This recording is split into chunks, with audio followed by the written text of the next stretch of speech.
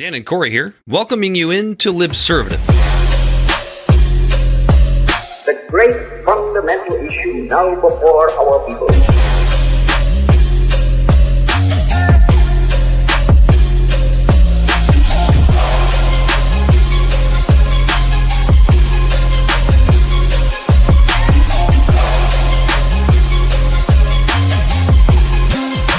We, the people, cannot turn back.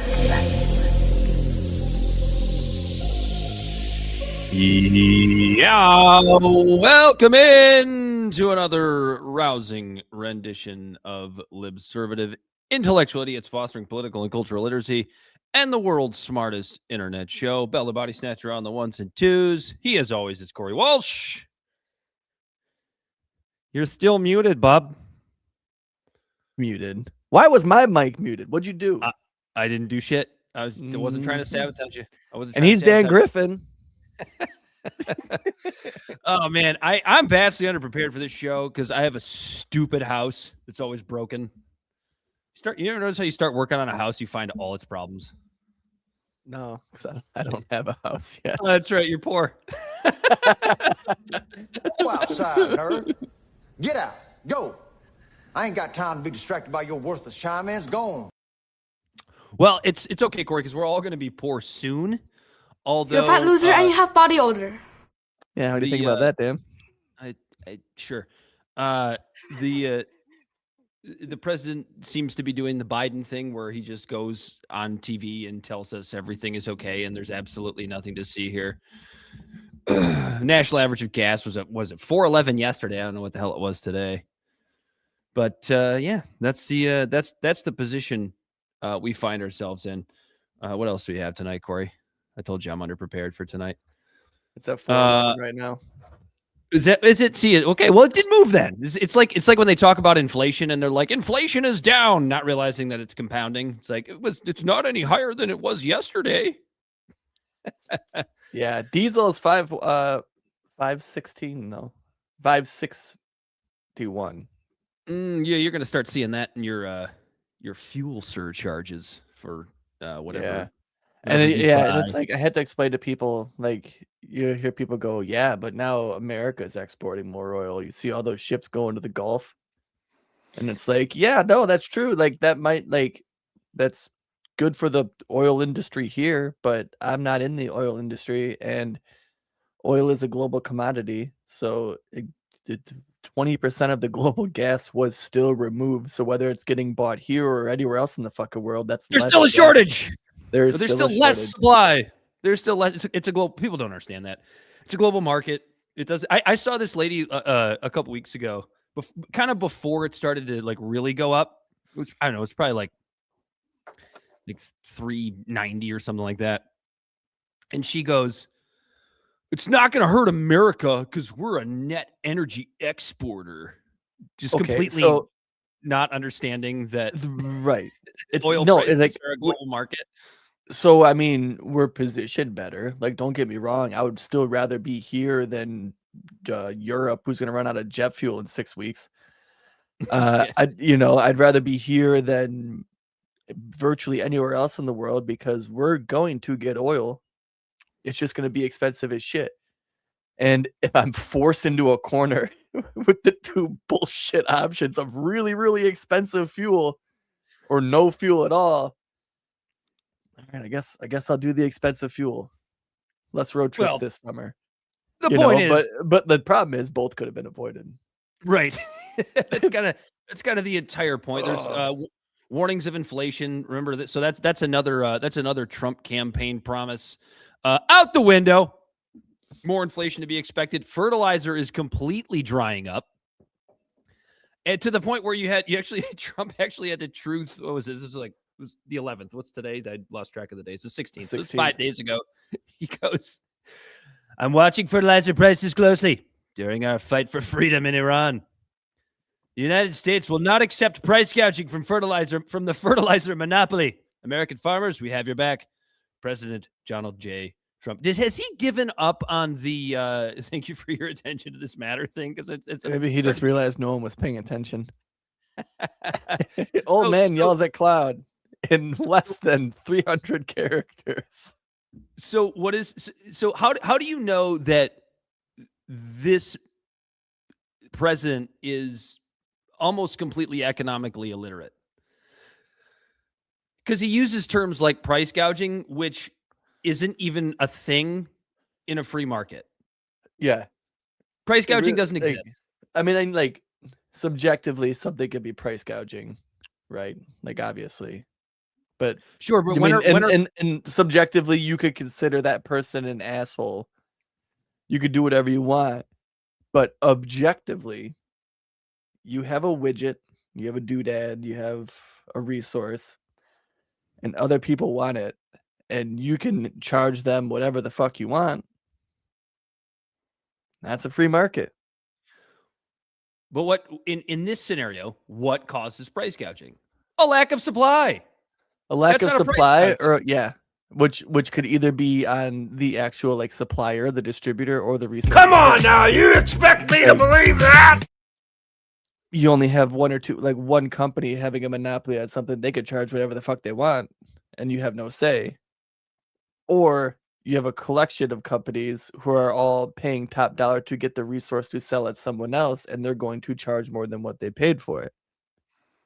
So if the supply at the actual chokehold is less oil or less fertilizer, for this exact that we're talking about is the fertilizer. If there's less fertilizer supply, they're going to sell it for more money to peter the demand, so they don't sell all out at once and they can sell it for a little bit longer.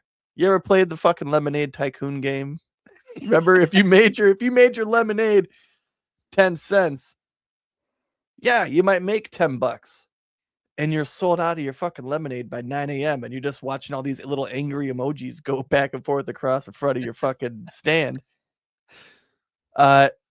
It's Man, you are one pathetic loser. I know you fucking played Lemonade Tycoon, you son of a bitch. But so what's the shittiest part about this is when Trump talks about farmers, he's not talking about the farmer 20 minutes from us that owns 40 acres, you know. Mm-hmm. He's not talking about the small time farmers out and about. He's talking about the big boys, the ones Big that get all ag. the subsidies. Yeah, big ag. And you know what? Those are the ones that, like, we're not going to have a food shortage. You know, like that's another thing too. We're primed for that here as well. We're not going to have a food shortage, but food's going to be more expensive because there's going to be less supply of crops. So they charge more Very prices. successful, very rich. And the effect of that in a free market is people buy less. So then everyone's buying less, but there's still some on the table for someone to buy less of, right? So then food gets distributed. We're all just going to be paying more for food. The biggest load that we've seen. And the biggest farms and the biggest companies are going to be able to afford those higher prices of the fertilizer and absorb the cost of selling their foods at a higher cost versus the smaller farmer. So what's Because Trump they're going to talking be because they're going to be getting subsidies from fucking government. I'm so glad you just used the word subsidy, because that was going to be my next thing. Like, are we More tax hinting at money? subsidies Yeah. for big farmers, more taxes, more subsidies more for money out sure. of your pocket. It's just like, it's just unbelievable. Oh, there's definitely subsidies coming. I say it's unbelievable. There's inflation coming too. Like, that's inevitable. Like, and we're not even gonna note, like, right now, when it comes to like summer crops and stuff like that, we're on the futures of last season's crops, right? When the crops come in the fall, and all of a sudden there's a hell of a lot less that was expected, and there was a shortage, prices are gonna fucking go up. Like, this stuff isn't even gonna be realized, right? Like, a ton of oil that we're using today was pumped a few months ago, right? It was already in the works, in the system, in the reserves, in the pipelines, already refined. The number, which for Europe is 6 weeks, it's probably, give or take, 2 to 3 weeks for all the other countries that are being drastically affected by this. So what is Trump's response to the closing of the Strait of Hormuz? He goes, I'm gonna close it even harder. We're gonna close it even harder than you closed it. Like that solves the problem. And then I guess, you know, we laugh to keep from crying as always, but the funniest part about this is, out of one side of his mouth he goes, the war's almost over. It's going to be over very soon. It's almost won. We've taken out their entire Navy. We've taken out their entire Air Force. They have no cards left to play. And then he goes and threatens NATO because they wouldn't help the United States prosecute this idiotic war. But it's like, you went in and you won. You went in and you won. What do you need NATO for? Why are you so mad at NATO? Like I have no problem in principle with the United States leaving NATO, but yeah, I don't think I'd be that upset with it either. Like, but I guess I have a problem with Trump leaving NATO for refusing to participate in an idiotic war that is starting to put a huge strain on the global economy. Yeah, when the whole thing could have been avoided in the first place. And right now it's still stable, but we'll see. Like, we're still not, like, that's what I'm getting at. We're still not even feeling the real effects. It's been 2 months. But the problem is, even if you stopped, if Trump went on TV tonight and actually said, I'm announcing that we're done. We're leaving the region. We're giving the Iranians everything they want. And we're getting the hell out of there and fuck off Israel kind of thing. Even if that happened tonight, we are months and months away from any sort of normalcy with fertilizer or oil, because you've the system that you just described, Corey, where reserves and refined oils and everything were already in motion. Those are drying up, so now you have to replenish that stock. That's going to take months. That's the thing, is the replenishment, right? There's going to be a point where it's the bottom's going to fall out a little bit. Things are going to get a little rough around here. It's awesome. I love it here. It's great, isn't it? Everything is awesome. I absolutely love it. You've done a hell of a lousy job. But still no boots on the ground. We're 2 months in. Although, oh yeah, I mean, it month and a half. It is definitely over. There haven't been bombs flying or anything other than in southern Lebanon. By the way, did you see that Apple? There's just recently, I think it was today, there was a ceasefire with Lebanon and Israel, and right before the show, we were talking about the over/under for 10-day ceasefire. Did you see, just as a little bit of an aside, because I found this interesting, did you see that Apple completely wiped the villages of southern Lebanon off of Apple Maps? Yeah, I hope that's like a private protest. They're not there anymore. I know. No, dude, it's Apple's ties to Israel. Their ties go deep. Is it that, or is it like, kind of like, yeah, these cities are gone now. You guys all know it's Israel. There's no way to get to it. Just forget even looking these cities up because they're gone. I think that's a very optimistic way to think about it, Corey. I don't know. Like, Apple also has... Come on now, you expect me to believe that? I'm not sipping for a big organization, but there was a major sigh of relief when the FBI was trying to make Apple give them their coding so they could create the backdoor into the Apple phone. They figured out a way to do it anyways. But do you remember there was a shooter?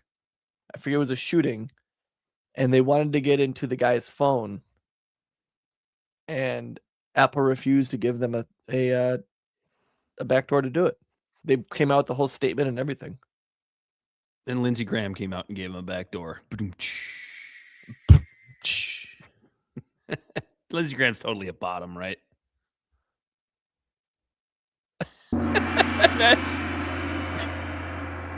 Asking a genuine question. Lindsey Graham's absolutely a bottom. Is he not? I don't know. I really don't know. Let's think. His demeanor and stuff, you would think so, yeah. I mean, not even a power bottom. He probably lays there like a fish. He's a gimp suit guy. All senior citizens should have life alert. He's probably like Willem Dafoe in Boondock Saints. I haven't seen that movie in years. Do you remember though? Like, he would get with these men and then right after be like, "Get away from me," and then call him like the F word. I don't think we could, like, bigger people than us will say it on their shows, but he's talking about freedom, you fucking queers. Like I've always said, Dan, I have 2 safe words. It's the F word and the N word. Because I never say them. What did I have next on here? Yeah, do we want to just jump into just all of Congress being a bunch of unbelievable horn dogs? Yeah, Eric Swalwell busted for sexual assault or sexual misconduct. I forget. I should probably have the exact verbiage in front of me, but one of those. And then who's the other guy? Tony Gonzalez. Yeah, Texas, right? Yeah, his love affair lit herself on fire. So we have a Democrat and a Republican. Peekaboo. Yeah.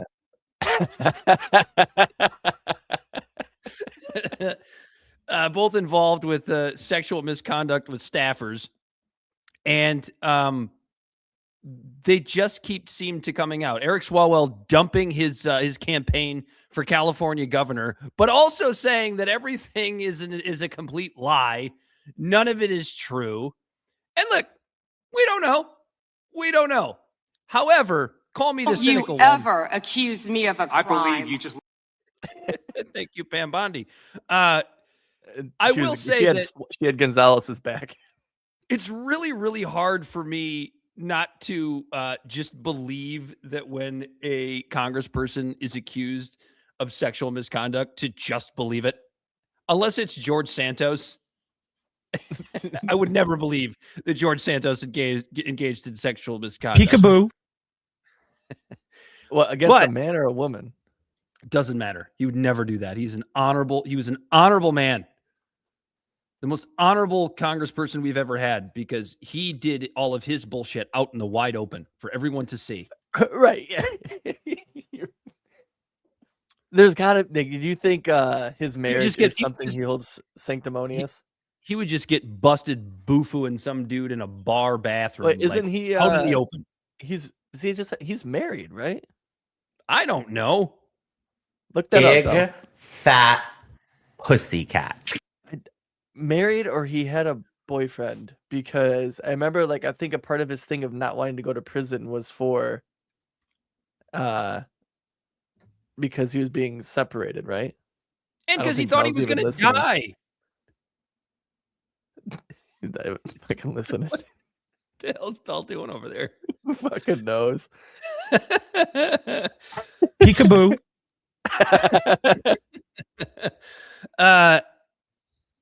Yeah. So I don't think we know enough about this. There was the video that came out, and then we live in a place where he's been married since 2021. There you go. All you have to do is say that something is fake or AI, and we don't really know if it is or not. Have we confirmed that the video of Eric Swalwell in the hotel room with the very attractive young lady is? Yeah. I think I might actually have it here. Oh, I don't know if you can play that on here. No, I can. It's not that. It's not like there's no nudity or anything. It's like the Borat scene. No, Borat 2. It kind of is. It kind of looks like Giuliani unbuttoning his belt. It's unbuttoning his belt, unclipping his. What do you say for a belt? Unbuckling, unclasping, unbuckling. Okay. Yeah, that's it. Who needs AI? Where is it? Here we go. I got to share this screen instead. It's very short. It's only like 4 seconds long. There he is. Oh, Jesus Christ. Some Katy Perry looking hottie on the bed next to Eric Swalwell, and he just kind of grabs her and pulls her over, and okay, it's super gross. Definitely doesn't look like she's interested in this. Oh, man, she looks fucked up. Is that video real? I don't know if it's been confirmed if it is or not, but I'm going to believe that it is. Well, you can't just do that, Dan. I can believe whatever I want to believe. This is unconfirmed, alleged. Just ask Tucker Carlson. You can believe whatever you want. What is that? What is that? Why are politicians so horny? What is that? Well, it's probably the Madison Cawthorn guy was talking about. They're all fucking doing blow. Remember you said I have an orgies idea. And blow. I have an idea. Kicked his ass out real quick because he said a little bit too much. Why is everybody so horny here? Lauren Boebert. Go to church. Find Jesus. Lauren Boebert has the exact same question to ask. I have an idea on how we solve this problem. Let's just start electing gay men. Because there's going to be some fraternizing. Now, Now, do we want like West Hollywood on a Friday night type gays, or do we want like the older gay that's like just past his sexual escapades, like straight people? Orientation doesn't make a difference there with your sexcapades when you're younger. I just feel like guys are easier because we're all fucking horny. Mm-hmm. So like, I feel like gay guys, it's just like, Like, I mean, why is everybody so horny here? like, unless you're an Eric Swalwell using that strategy of just getting a girl fucking completely inebriated and you look pretty sober still. I think it depends. I think if you're in Texas, you probably want to elect like Heath Ledger and Brokeback Mountain type of character. That's true. That's probably the Orville direction Peck, you're going to go. An Orville Peck type gay. Yeah. Now Jake Gyllenhaal is probably more for like the Jake Gyllenhaal from Brokeback Mountain is probably more for like the Nebraska type area. Nebraska, Iowa, sort of heartland Midwestern. Miami would be like Robin Williams and Birdcage. New York already had theirs, George Santos, and they just ran his ass out of town. Yeah, those fucking homophobes. They just ran his ass out of town for doing what everybody else I was thinking, did. like, I know Elton John's from the UK, but take Elton John's, like, aura. Like, what city would he be in? Very Seattle. I feel like it feels very Freddie Mercury. Probably Northwest. like Chicago. Yeah. I don't know why There are options. Chicago. And you might be right. I mean, I feel like Ohio would probably be more likely to go with like a bull lesbian. That's fine. Oh, lesbians are allowed too. Are they allowed? You said gay. I immediately just assumed men. So I'm just going for the men. They insult us in an attempt to gaslight us, and we will not stand for it. That changes the whole game. Think about the women. Wow. That changes the whole. Well, I did say gay. What a misogynist asshole over here. Yeah. Okay. Yeah. See. Yeah. All right. Good. You're gaslighting me. Even better. Welcome to politics, kids. Openly admitted to it. Gaslighting is not real, and you're crazy. What else are we gonna do? What are we gonna? I don't know what else to do about this. Well, let's start to think of some solutions here. We already had just gay people only. I mean, when they know how to bring up property values, and yeah, go ahead. And they're typically, I don't know. I feel Watch like it. I don't know. I was trying to think of another example. I just can't think of one on the air anyway. Honestly, I feel like if like half of Congress would just come out of the closet, we're probably already halfway there. I mean, we already know Lindsey Graham's gay. Randy Fine's probably gay. By the way, why was that fat fuck wearing a kippah, by the way? Is he Jewish? You sent me that.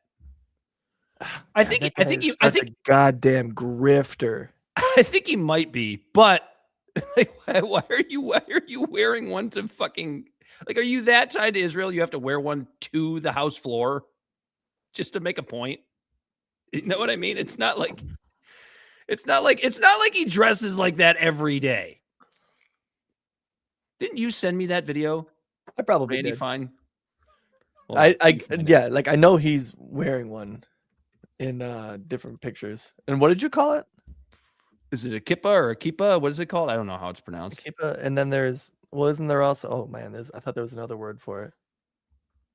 A yarmulke. What's the difference? Yeah, the yarmulke is the hat. I don't know, dude. I'm not Jewish. I don't know what. Oh, you're talking about that rap thing. Am I? The kippah, I think, is the rap.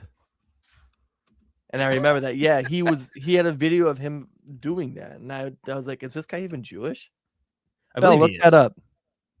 Is Randy Fine Jewish? Randy Not that it Fine, matters, obviously. Randy Fine, but it's like, I don't even know why we went down this. I figured. Great. Now we look like some real fucking assholes, Dan. Randall. I don't care about his Jewishness. I care about his loyalty to another country. That's my problem. Yeah, you're an American representative. It's just like, go fuck yourself. Yeah, I know. What was I gonna say? But yeah, maybe if a lot of them did come out of the closet, they would have less sexual frustrations. Especially But then again, listen, we just pumped up, for the last like 5 minutes, like making like the LGBTQ community, the gays and the lesbians,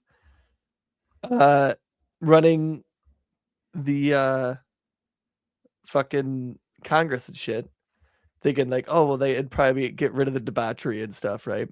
But then our main man, fucking George Santos, was openly gay. Look what he fucking did. That's true, man. Well, that's why they ran. That's why they ran him out. Orientation doesn't identify you, and maybe if more people understood that, there would be less sadness in the world. No, they ran him out because, not because he was gay, but because they did. No, they did run him out because he was gay. You know why? Because we knew that the people that were openly gay were the only people. They're the only people that can save Congress. The powers that be knew that. Get him out of there. You're talking some deep state shit. You see where I'm going with this? You're saying that the straights are even the ones that are running Israel and America. Mm-hmm. Still don't know what a kippah is. Talk about ignorance. Yeah, go to church. Find Jesus. I don't think they wear kippahs at the Jesus church. I've never seen one. Oh, fuck yourself.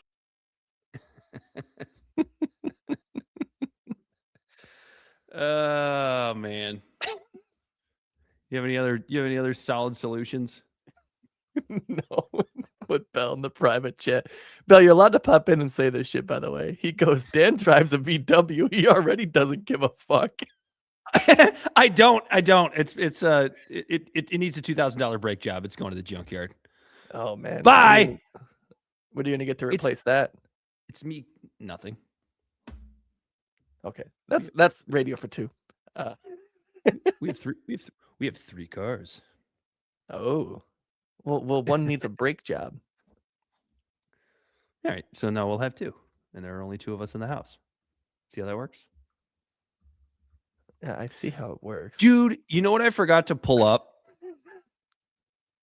I forgot to pull up this fucking Melania Trump press conference about Epstein. Christ. Why did she do that out of nowhere? That's my question. It's also weird that as soon as the ceasefire popped off, all of a sudden the Melania email leaked. Like, hey, G. Like, seems super friendly and not formal at all. Should we watch it? It's like 6 minutes long. We can make fun of this so hard. Oh, man. I don't know. You sure? Hey, man. I'm just along for the ride. The lies linking me with the disgraceful Jeffrey Epstein need to end today. The individuals lying about me are devoid of ethical standards, humility, and respect. I do not object to their ignorance, but rather I reject their mean-spirited attempts. What happened? I never been friends with Epstein. Donald and I were invited to the same parties as Epstein from time to time. Shut up, bitch! Since overlapping in social circles is common in New York City and Palm Beach. To be clear, I never had a relationship with Epstein or his accomplice, Maxwell. Come on now, you expect me to My believe email that? reply to Maxwell cannot be categorized as anything more than casual correspondence. You sure about that? My polite reply to her email doesn't amount to anything more than a trivial note. I am not Epstein's victim. Epstein did not introduce me to Donald Trump. I met my husband by chance at a New York City party in 1998. She tastes like cigarettes. It just so happened Jeffrey Epstein was also at this party. This initial encounter with my husband is documented in a detail in my book, Melania. Oh, I can't wait to buy that. That's gotta be a banger of a read, bro. I hope that it's an audiobook. Read by And she reads it. Okay. The first time I crossed just paths participated with in a hate Epstein crime. was in the year 2000 at an event Donald and I attended together. At the time, I had never met Epstein and had no knowledge of his criminal undertakings. His criminal undertakings. Liberty Twitter said, immigrants have accents. There's nothing wrong with that. And you know, hell yeah, brother. He's right. Thanks for being the moral compass of the show, Liberty Twitcher. Numerous fake images and statements about Epstein and me have been circulating on social media for years now. What? Fake images of her have been calculating. She meant circulating. You know, like again, refer to Liberty Twitcher's comment. Immigrants have accents. There's nothing wrong with that. We are dog shitting on someone who this is their second language. And do you speak any second languages, Dan? No, but we also didn't marry Donald Trump. We also weren't involved in a pedophilic ring. Right. I think, yeah. So some people, like, we're not making fun of immigrants. We're making just fun of one of them. She calls herself not a victim. And you know what? Her, you are one pathetic loser. Because if I was put into a situation of like whatever situations that are allegedly she was involved in, right? And then ended up at fucking top, like the most powerful woman in the world, basically. You know, like husband to one of the richest men in the world and the most powerful men in the world. Whether you love him or hate him, that's still objectively true. I don't think I would feel like a victim. Be cautious No comment about on that, what man. you believe. Nope. These images and stories are completely false. I'm not a witness or a named witness in connection with any of Epstein's crimes. My name has never appeared in court documents, depositions, victim statements, or FBI interviews surrounding the Epstein matter. I have never had any knowledge of Epstein abuse of his victims. I was never involved in any capacity. I was not a participant, was never on Epstein's plane, and never visited his private island. Which a lot of that stuff might actually be true. Do you think she went to the island? Don't care.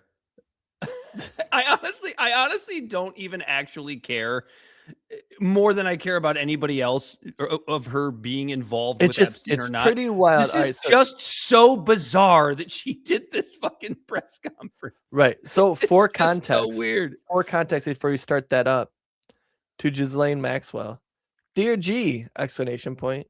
How are you? Nice story about J.E. Hey! Jeffrey Epstein in New York Mag. You look great on the picture. I know you're very busy flying all over the world. How was Palm Beach? I cannot wait to go down. Give me a call when you are back in New York. Have a great time. Love, Melania. Oh, Christ, the dildo's back! It took everything in me not to try to do a Melania accent when I read that. But I would have just straight fucking butchered it, so I didn't even want to try. You just have to talk very softly. But and use a weird inflection that doesn't sound like Russian. And try to just over-pronunciate all of your letters.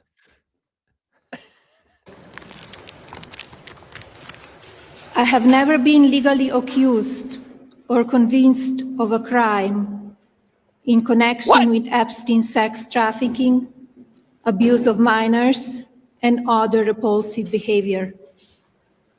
The false smears about me from mean-spirited and politically motivated individuals and entities looking to cause damage to my good name, to gain financially and climb politically, must stop. Oh, honey. You take forever to say nothing. Yeah, the best part is she comes out and she talks about political motivation and people saying horrible things about her, and look at the man that she's married to. Yeah. It's like, give me a break, bitch. Get the hell out of here. My attorneys and I have fought these unfounded and baseless lies with success and will continue to maintain my sound reputation without hesitation. To date, several individuals and companies have been legally obligated to publicly apologize and retract their lies about me, such as Daily Beast, James Carville, and HarperCollins UK. Oh my. You sure showed them. Like her example is like the Daily Beast said mean things about me once. The Daily Beast. That is like a step above, like if the Babylon Bee said something mean about somebody. Jesus, Donald Trump is 32 years older than her. She was 28 and he was 52 when they met. Hot. Now is the time for Congress to act. Epstein was not alone.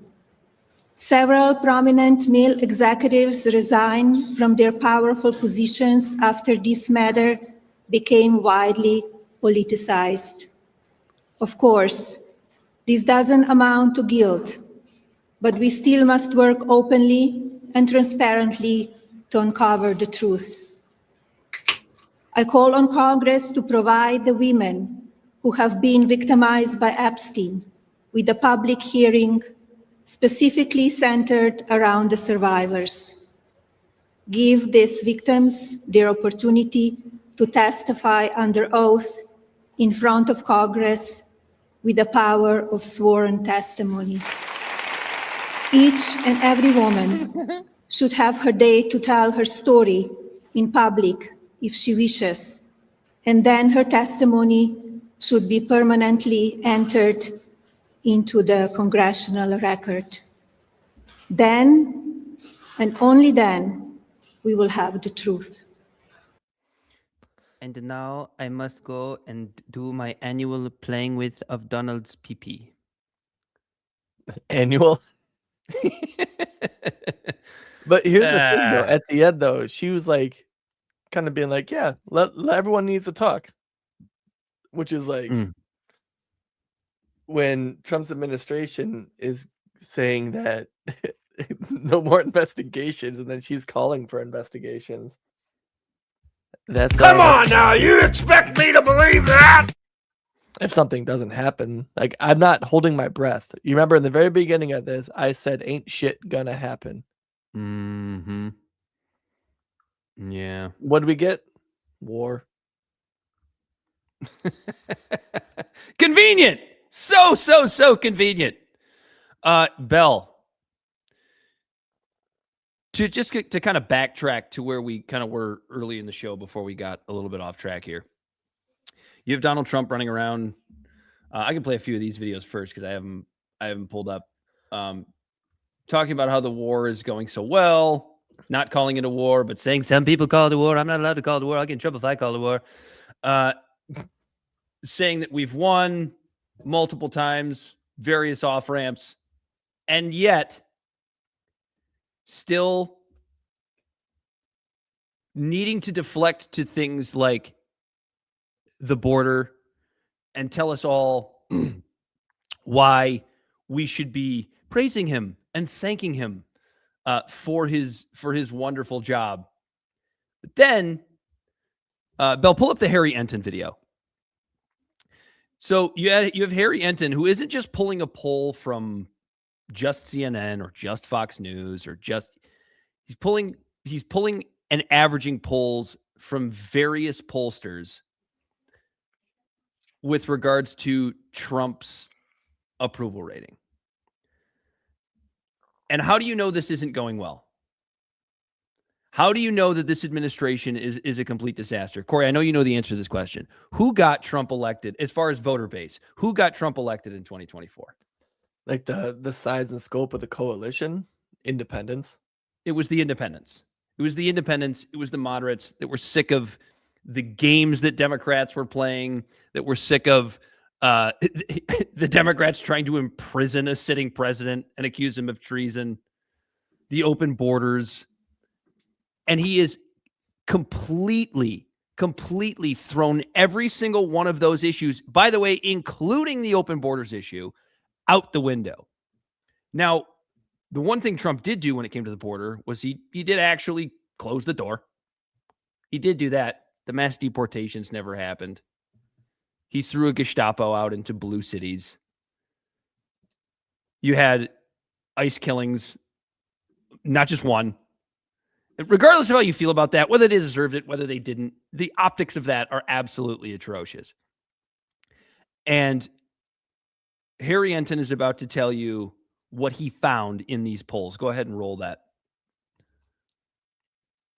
We have been reporting that the president's approval rating is low, very low. This morning, the question is, with Jesus, whom? a fucking Kalshi tracker. Now, CNN chief data analyst Harry Enton, you say this wall says a key group of the president's supporters. Which key group are we talking about? Which key group are we talking about? Well, it's the group that helped put him in the White House in 2016. And then again in 2024, the group that shifted tremendously from 2012 to 2016 and put him in the White House. We are talking about non-college white voters, and he is sliding right into the water. This is a rut-row moment, to quote the great Wild. A rut-row moment. With non-college whites. Look at this. In February of 2025, it was plus 32 points.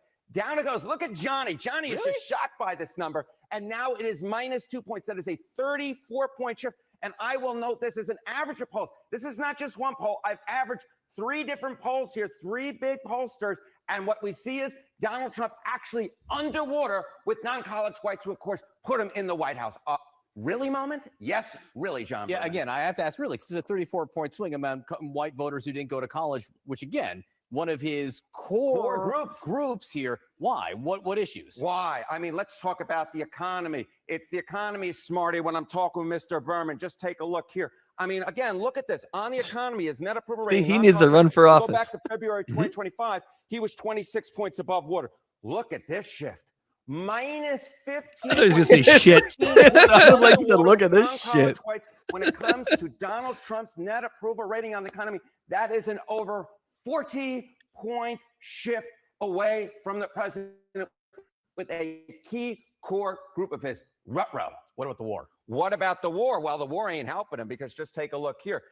Well, the war just ain't doing him any favors. Military action against Iran, minus 5 points. You think that's low? Come over to this side of the screen. How about Trump on Iran? Minus 13 points. A very unlucky 13 indeed for the president of the United States with a key core group of his. It turns out he's alienating a lot of folks with this war, not just the Pope. So non-college educated white voters. He is completely. They have white privilege and completely underwater, but the president will still get on your TV set and tell you that he decides what MAGA is. He decides what America First is. He decides these things, and you can tell he knows that these numbers are what they are. We didn't. It's funny. Like, obviously, we played the video, because we're a multimedia world's smartest internet show. But before these polls even came out, we were singing this tune, talking about how when CNN was 100% of MAGA fucking approves of what Trump is doing, and it's well, yeah, when Trump decides what MAGA is, it's gonna be 100%.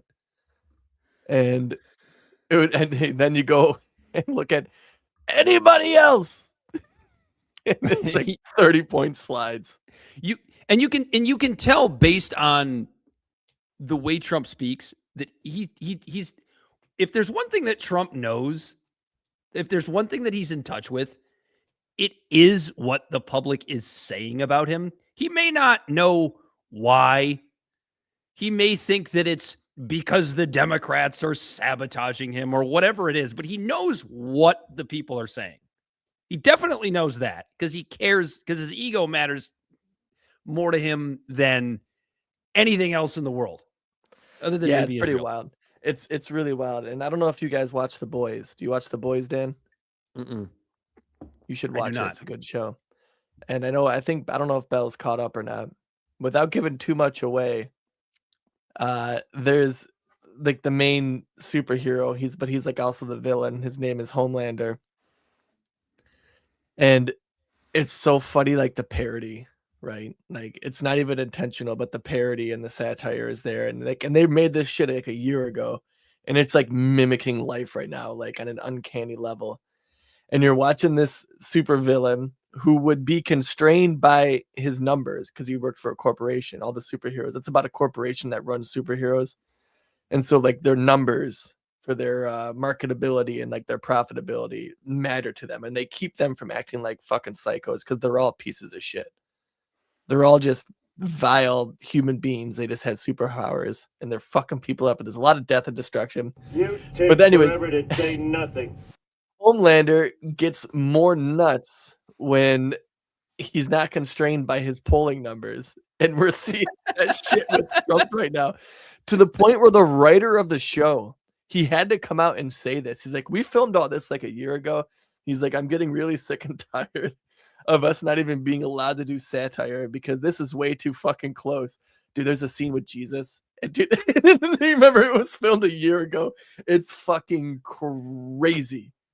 And then Trump puts out the truth of him being Jesus. And do you remember what he? I don't he have did the that video. 2 days before the episode came out, where something similar happened in The Boys. He did it. So he does the first truth last week, where he's like, whatever you want to call it, Catholic Easter Sunday, where he's talking about praising Allah and open the fucking straight, you crazy bastards. Yeah. And then he does the AI picture of him as Jesus on Orthodox Easter Sunday. What a Christian this man is. That's so, I mean, you can't make that shit up. And then you've never seen Trump pull a truth down. He did. He pulled that one down. Yeah, what's funny too is like Tucker Carlson mentioned how he didn't put his hand on the Bible. Yeah, dude, Trump isn't a religious man. There's no world in which he is. But Tucker is like, what is that? He's like, if you're atheist and you don't care about the Bible, you'll just put your hand on the Bible. It doesn't mean shit to you. He goes, but for him to deliberately not put his hand on the holy book, that's a choice. What is that? What is that? Is he some sort of demon? We like Tucker. We like Tucker, but he's got his low IQ. He's got some shortcomings for sure. But now, actually, I got a video since we're talking about low IQ and Trump. What about his turn on fucking a part of the very coalition we're talking about with Alex Jones, Tucker Carlson, Candace Owens? I remember when Candace Owens was on the Daily Wire and she was simping for him. And they were like, I could be your VP. I would be a great VP. Tucker campaigned for him. Alex Jones thought he was the president that was going to bring down the deep state. I got the documents. I got all the documents. I can't show you the documents, but I got them. Yeah. Oh, you talking about the video where he sat down with JP Sears or whatever that comedian's name is? That guy's funny as hell. I think so. I think this would be worth playing for the show. Go for it. It's just, it's funny. Do you do IQ test here? Yep, that's what we do. Okay, because I think I need one. Okay, yeah, we can do that. Why do you need one? Well, I've had some people lately telling me I have a low IQ. Ooh, shots fired. Gosh, who's been telling you that? Well, some people online have been telling me that, like the president, and even my dogs are looking at me a little bit condescendingly now. Well, we'll find out. So with this IQ test, I'll just ask you a series of simple, really common sense questions, and you just give me your best answer. I'm actually kind of a little bit nervous right now. Oh, yeah, you should be, because if you turn out to be what some would call a low IQ nut job, then you're pretty much a lost cause. Well, that doesn't sound good. All right, first question. Which word doesn't belong? Apple, banana, carrot, orange. Is it carrot? Very good, because it's not a fruit and all. Clever. Next question. Who would be considered more of a traitor to their country? Person A, who receives $230 million from a foreign lobby, or person B, who receives $0 from a foreign lobby? I mean, clearly person A. Wrong. Come on, that's got to be correct. Next, hypothetical question. If a country has a major shipping waterway that you want to have open, and it's currently open, but they'll close it if you go to war, what would be a smart way to ensure that waterway stays open?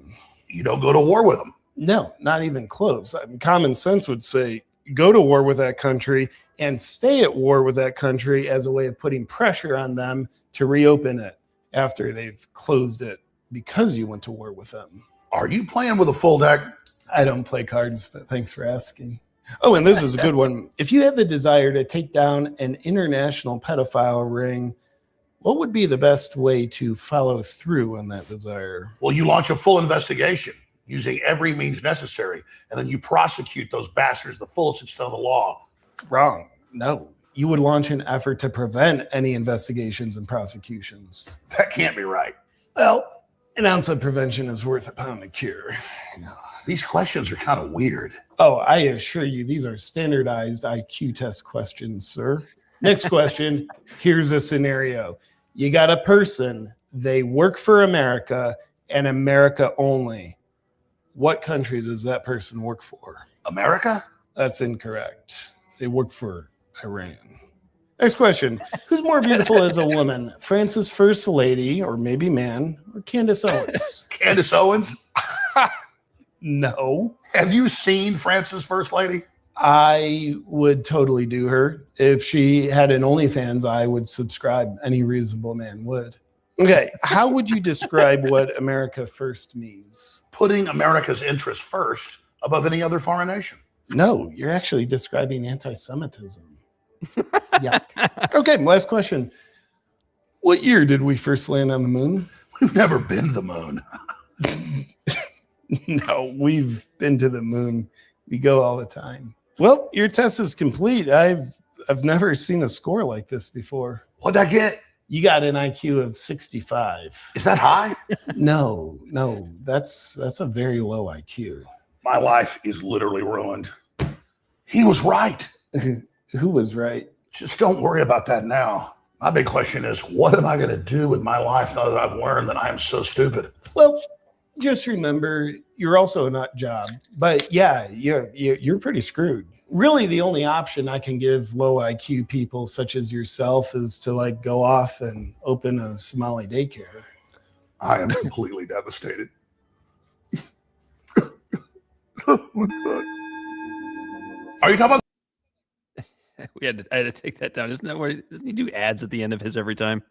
Yeah, I know. A little annoying, but it is what it is. This is how you can tell Alex Jones is who he is, like for real. Like his acting is atrocious. I know. I was going to say that too. Like, yeah, like I was going to say that his acting is dog shit. That video was like the first time where I was like, oh wow, no, there's like Alex Jones isn't playing around when he talks about what he talks about and does on his show. Either that or that's the only character he knows how to play. You can just shut up, baby, because you hate America and you love abortion.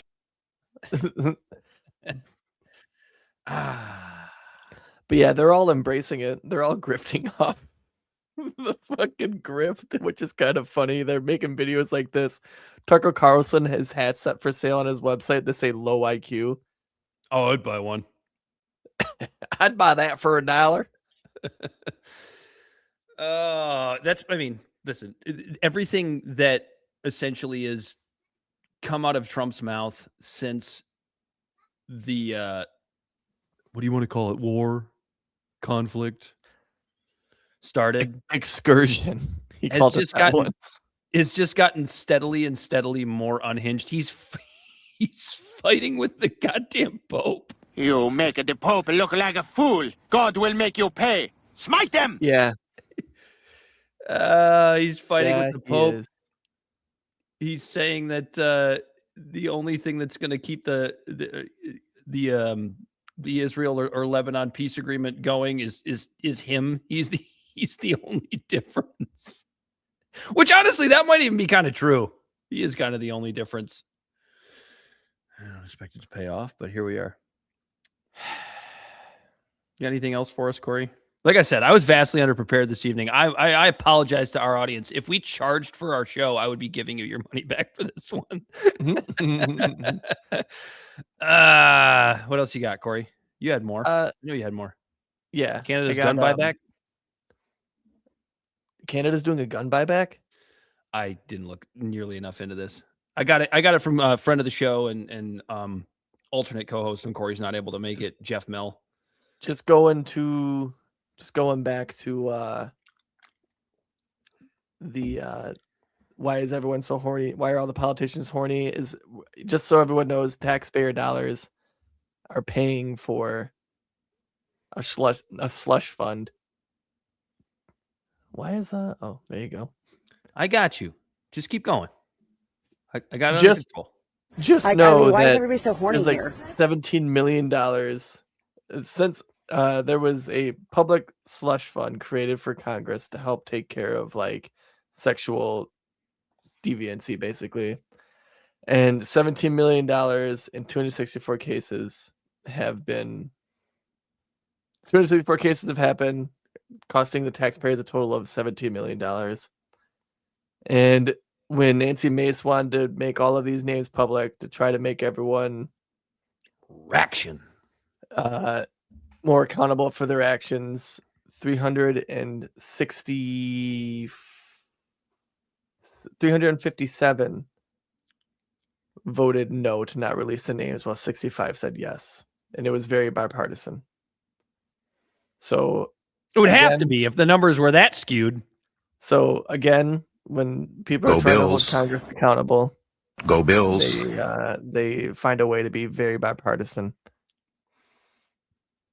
But do any sort of legislation that's going to make the livelihoods of American people any better, and it's what makes Lauren Boebert's question so salient. Like, I mean, why is everybody so horny here? We know that it's true. It's a legitimate question. Because why would you vote down investigations inside of your own workplace for sexual misconduct? Because you're guilty.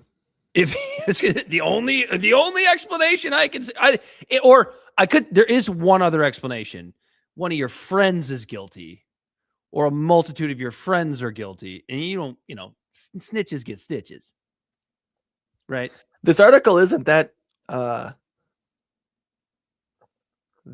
I could read it. You trust your mother every night to fix your Hot Pockets and make sure your Game Boy is turned on. If you're interested, it's how taxpayers are liable for sexual misconduct by members of Congress. It's on Straight Arrow News. Well, it's your fault. You elected them. All right. Osama bin Laden. I mean, I've been called worse.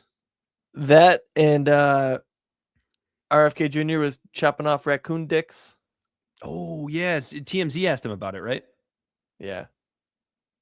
There's a 10-day, I think it's like a 10-day, either 10 days or 7 days marathon of different Americans taking part and reading sections of the Bible. They're going to read the whole Bible. My camera's so blurry. I don't know what's going on. Adjust it. I can't adjust the camera's not blurry. Your face is blurry. Oh, got it. I just paid $88. There's a Hegseth impeachment in the pipes, so watch for that. There was a monopoly verdict against Ticketmaster and Live Nation. That's fine because, dude, have you tried to buy tickets to anything lately? Yeah, they're fucking ridiculous. And no, I haven't because I know that the prices are ridiculous. And then they have like, I try to get sports tickets, right? And like team box offices essentially don't exist anymore. They're just like, they just send you to Ticketmaster or SeatGeek or StubHub, which are all just basically the same damn company tied together. Yeah, they're just like people buying tickets off of people who use the other one.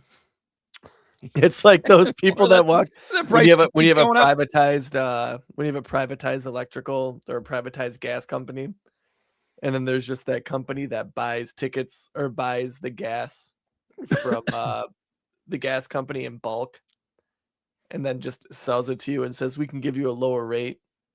It's just bullshit. We all know it. We all know it's bullshit. You don't have any talks, do you? What else did I add to the chat? How about the Stop Nick Shirley Act in California? That's a fun one. Did you look any more into it? Do I really need to look into it? Okay, let me see if I can guess what it is, because I didn't look into it that hard. But let me see if I can guess what it is. It is an attempt by California lawmakers essentially to shut down citizen journalism. Am I close? Am I in the ballpark? Kind of, yeah. I think it's HR 1764. I'd be impressed if you could remember that. No, it's like 2464. Why don't you just look up the Stop Nick Shirley Act? It'll tell you. I am, but I wanted to find the actual verbiage. It was 2624. Oh, 2624. AB 2624. The part that I find so interesting about this is I'm no fan of Nick Shirley. He's young. He's kind of dumb. He might get better at what he does over time. Like the whole Somali fraud thing in Minneapolis. We played a lot of it on this show. That whole thing, it's important. The subject that he was covering was important, and he was the only one who did it, at least at the time. But the amount that he left out, like not even bothering to see how many of these, or if he did look into it, he didn't mention it in any of his pieces, but like the complete omission of the fact that so many of these cases were already being investigated. I feel like that's something you should probably put in a piece like that. He failed to do that. That's just one example. He just isn't very good at what he does. Maybe he grows up. He's only 23 years old. I'm willing to give him some time. But the point is, like, I don't take Nick Shirley that seriously. But I do not want any world where a government gets to tell him he has to stop doing what he's doing as a citizen journalist. Right. It's pretty simple. Yeah. But because there's one bad apple, like that's just it, right? It's like, fuck Nick Shirley. Fuck him. Never mind him. It goes past that.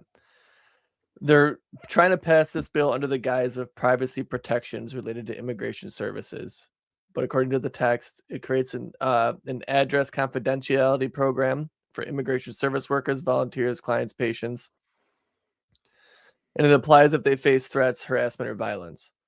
So what it's essentially saying is you can't look people up who might be committing fraud because their addresses are being confidential, right? Like don't you ever accuse me of a crime. I believe you just, or like looking up people who are providing this care. Like it just seems like over when there's already laws of harassing someone is illegal.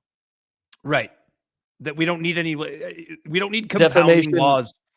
Harassment's already illegal. Defamation's already illegal. You don't need a law on top of that to go that extra step. Like, because there's already stuff like this for public officials, and public officials shouldn't have any extra protections than. And Charlie LaDuff hammers public officials all the time. Yeah, a law like this would hurt Charlie LaDuff. Because sometimes a part of investigative journalism, when you're trying to get answers from a public official who's representing the American people, and whether it's dumping toxic dirt into empty lots in a city or Medicare or Medicaid fraud, he's probably going to have to knock on doors. And if you ask me, I think the harassment of public officials should not only not be illegal, I think it should be mandatory.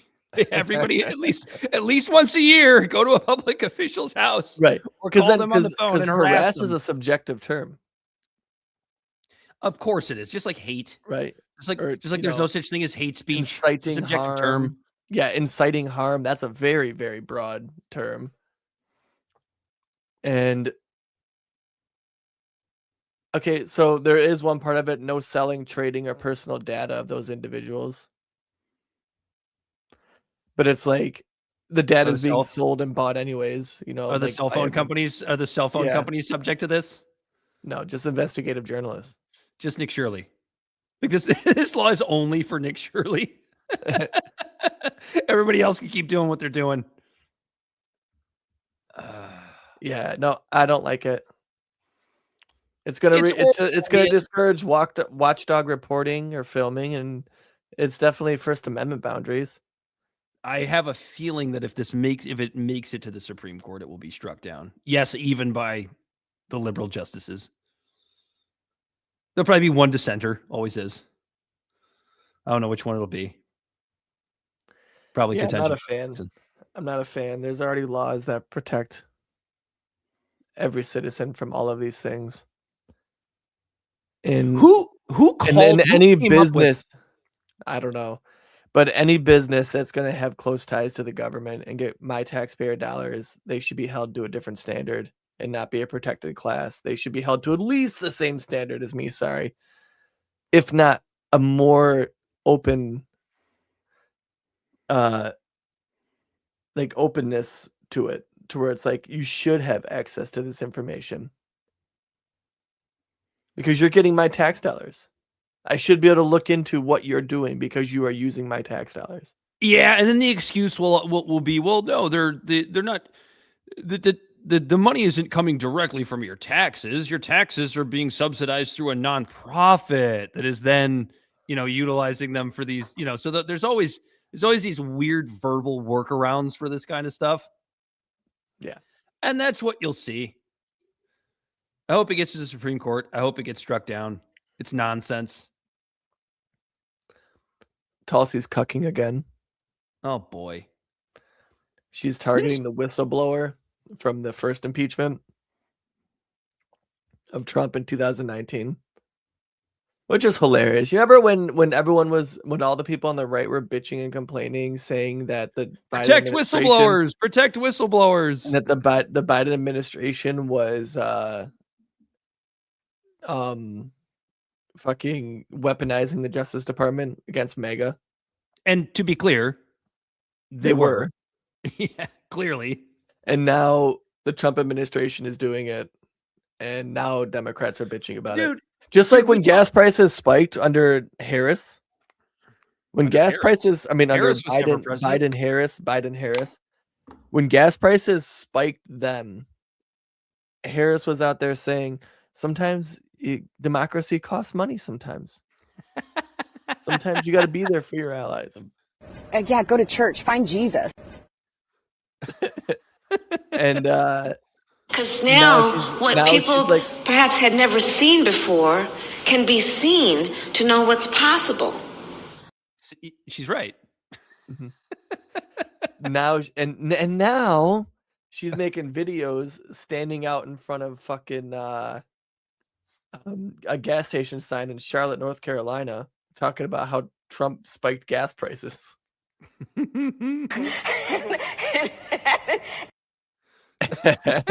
And dude, it's so bad. She's so bad in front of the camera. She's got the charisma of a fucking porcupine, man. Like, the video is only like 2 minutes long of her just talking about this, and you can see that there was cuts. Like, she couldn't even do 2 minutes. Like what was it, the 60 Minutes interview that she did? Where you could clearly tell. And they cut out like 30 minutes of it or something like that. Didn't they get sued to release the whole thing? Or was that the Trump one? I think it was the Biden, or I think it was the Harris one. Mm-hmm. Didn't they have to get sued to release the whole thing? Yeah, or pressured. I can't remember if there was actually a lawsuit, but like, what the fuck is this, dude? This is our politics. I remember us talking about this whatever it was now, 5 or 6 years ago when we first started the show, and we were talking about, the ridiculousness of the Mueller report and the ridiculousness of Russiagate and just this obvious weaponization of the Biden Justice Department to go after Trump. And we were talking about it then. We said, if there's a scenario, and at that point, Trump politically was fucking dead in the water before he made his miraculous comeback, right? So I remember us talking said then, don't count him out. Right. But I remember us sitting here talking and going, when Republicans get elected, whether it's Trump or anybody else, this is just going to be the status quo from now on. Whichever party has control of the Justice Department is just going to weaponize it against the other party, whether it's called for or not. And then we're going to get to a point where it is actually going to be called for and nobody's going to fucking believe it. Or at least, I mean, half the country will believe it. Whichever side hates the party that's being persecuted will love it, and the other side won't, and we'll never get anywhere. That's just what this is like. So I'll give you a great, I think what is a pretty obvious prediction here. When the Democrats inevitably take back definitely the House, and it's looking more and more likely the Senate in the midterms here, if they get control of both houses of Congress, there's no chance Trump doesn't get impeached. No chance he doesn't get impeached. Convicted, that's a whole different thing. But impeached, probably. Yeah, because you need what do you need? Yeah, I think you need 2/3 to convict, right? That'd be, it'd be tough to pull that off. Well, because I think you have to vote on the impeachment, which the impeachment doesn't need a supermajority. But then I think there's like what's the process? Because then they all vote on the conviction, right? And then doesn't it also have to go to the Supreme Court at some point? I'm not sure what the rules are for conviction because it doesn't ever happen. Right, because Nixon resigned before it happened. Correct. He would have been convicted. And it's looking more and more like maybe he was framed a little bit. Might have been framed.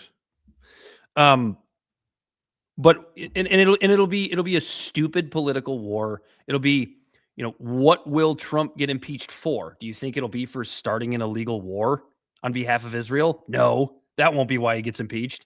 It'll be something stupid. It'll be something that doesn't matter. It'll be something inconsequential, but it's going to happen. And we're going to go back and forth and back and forth and back and forth until the American people have decided they've had enough. Okay. So step 1 is impeachment. The House investigates alleged wrongdoing. If evidence exists, they draft articles of impeachment, formal charges, a simple majority. And they'll find something. 50% plus 1 is required. If it passes, the official is impeached. Then it goes to trial. Handled by the U.S. Senate. Senators act as jurors. For presidential impeachments, the trial is presided over by the Supreme Court of the United States Chief Justice. Both sides present arguments and evidence. Then that requires a 2/3 supermajority vote in the Senate, and if reached, the official is removed from office immediately. 2/3. Yeah, so they won't get that. Even if it goes to trial, They won't get 2/3. There's no chance. I don't know if Trump keeps posting Jesus memes. They just keep making excuses for that, though, Corey, or not talking about it. I don't know. It was enough to make Trump pull it down. I guess. You know who shared that first? It was that fucking Aussie, Nick Adams. Really? Yeah. He said Trump was healing the nation or some dumb shit like that. It was like Jeff Tiedrick or whatever that fucking turd's name is. See that guy? No. Are you putting a face to the Nick Adams guy, though? No. Oh. Oh, Lord, He's a simp for Trump.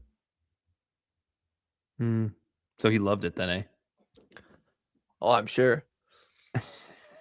All right. Should we get out of here? Do we have anything else? No. Hegseth article is being drafted for Hegseth's impeachment. Oh, yeah, and Hegseth quoting fucking Pulp Fiction. Oh, my God. Do you have that video? I think I sent it to Bell. I think, yeah, Bell's got it. He's pulling it up right now. Dude, this is what is so funny about this administration and the evangelical turds that run around the country and talk about how this administration is sent from God or whatever, and about how religious these people all pretend to be. What I want people to notice about this, so what you're about to see is Pete Hegseth quoting a fake Bible verse from essentially quoted word for word from the Samuel L. Jackson scene in Pulp Fiction. He changes a couple of the words to make it fit the context, but it's the same fucking thing. But what you're going to notice about this crowd is how religious are these people? They're all just sitting there bowing their heads. It's all for show because they don't fucking know the Bible. They don't know it either. Now, neither do I, but I also don't pretend to. Go ahead, Bell. Roll it. This is too good. So the prayer is CSAR 25:17, and it reads, and pray with me, please. The path of the downed aviator is beset on all sides by the iniquities of the selfish and the tyranny of evil men. Blessed is he who, in the name of camaraderie and duty, shepherd the lost through the valley of darkness. For he is truly his brother's keeper and the finder of lost children. And I will strike down upon thee with great vengeance and furious anger those who attempt to capture and destroy my brother.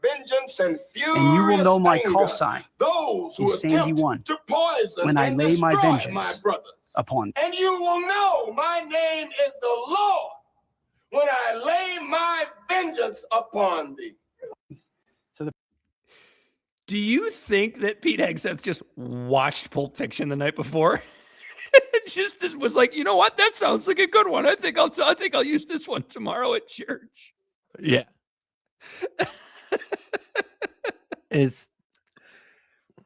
Dude, this administration is an embarrassment. It is an absolute embarrassment. There is no. It's just when you have to sit here and say. Yeah, I mean, you have him reading fake Bible verses. You have RFK chopping off raccoon dicks. Trump posting. We laugh to keep from crying. Trump posting pictures of himself as Jesus on Easter, Orthodox Easter, and closing a closed straight.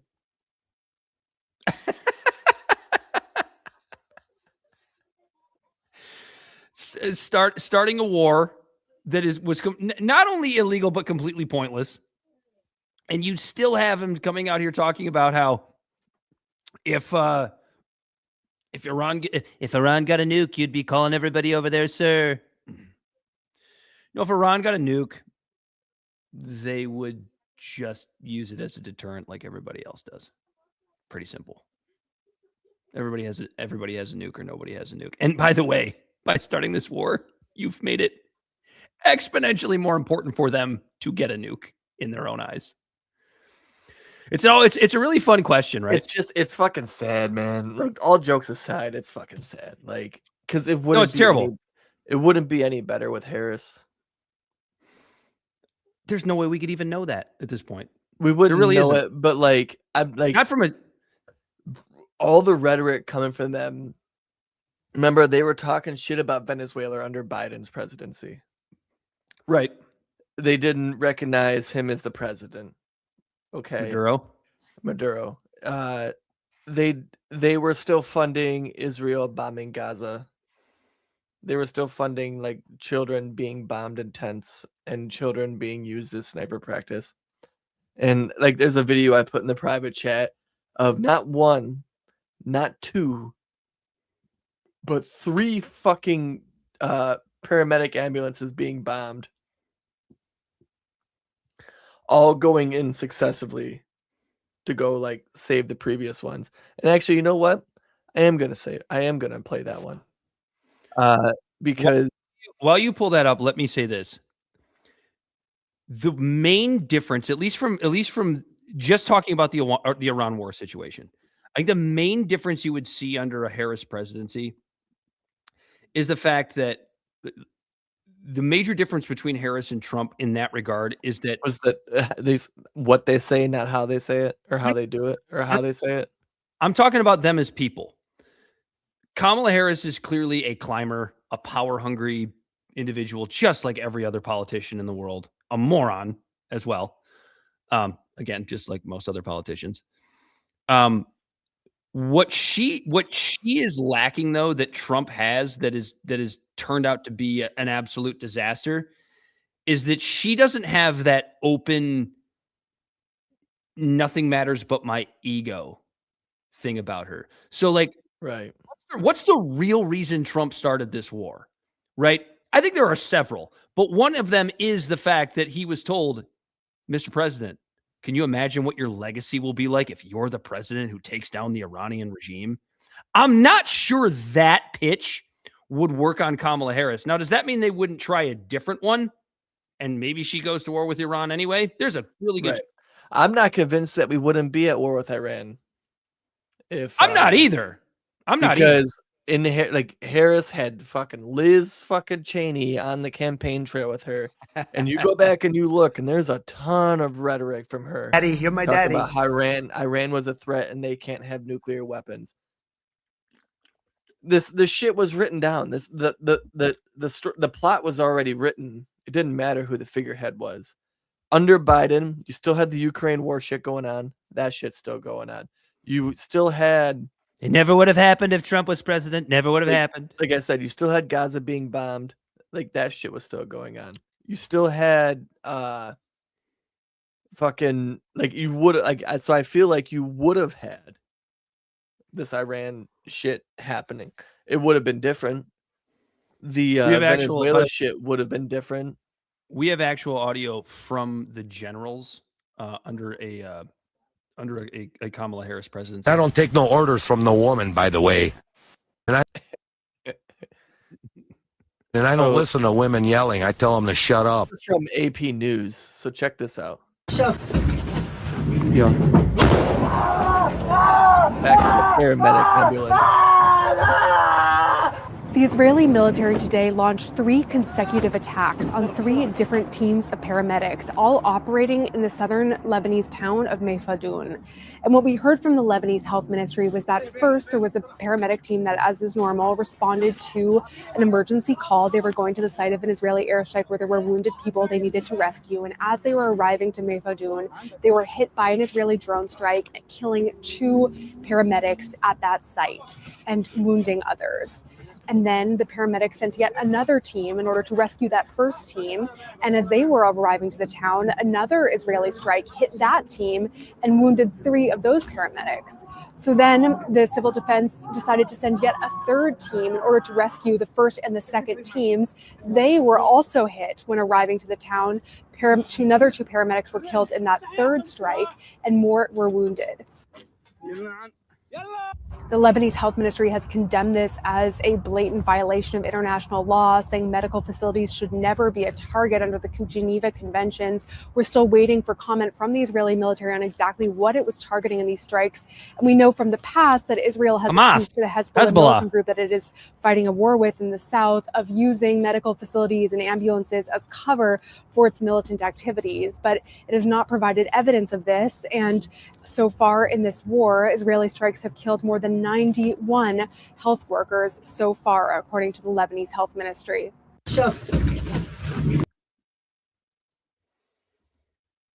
Those ambulance workers, Corey, they were just Hezbollah.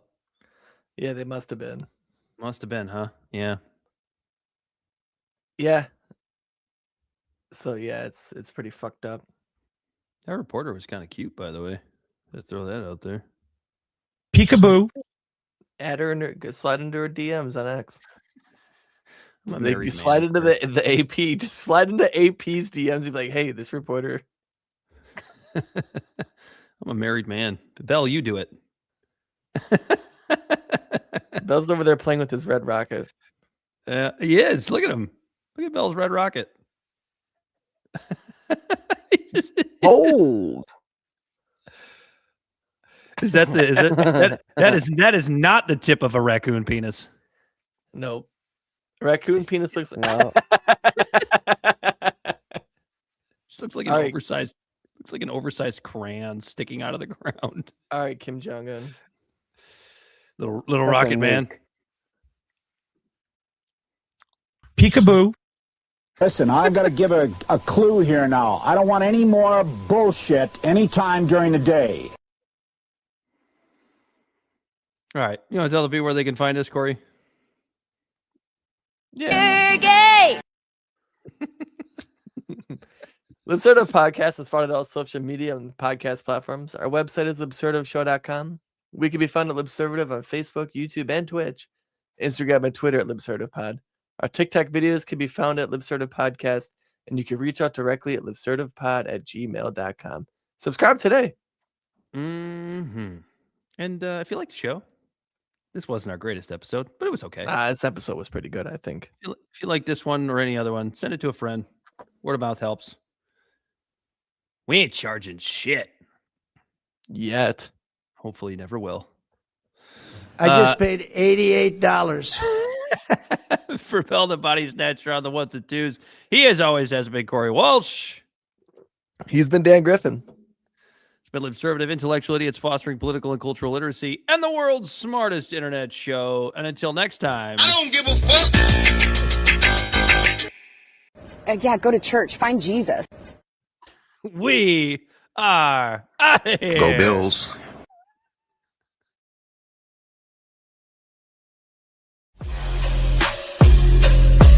The great fundamental issue now before our people.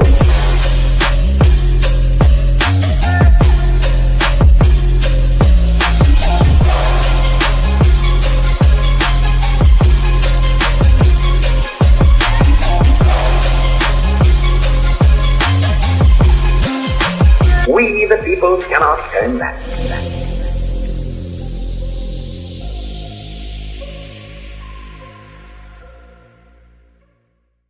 Somebody must lead, or else the fight would not be made at all.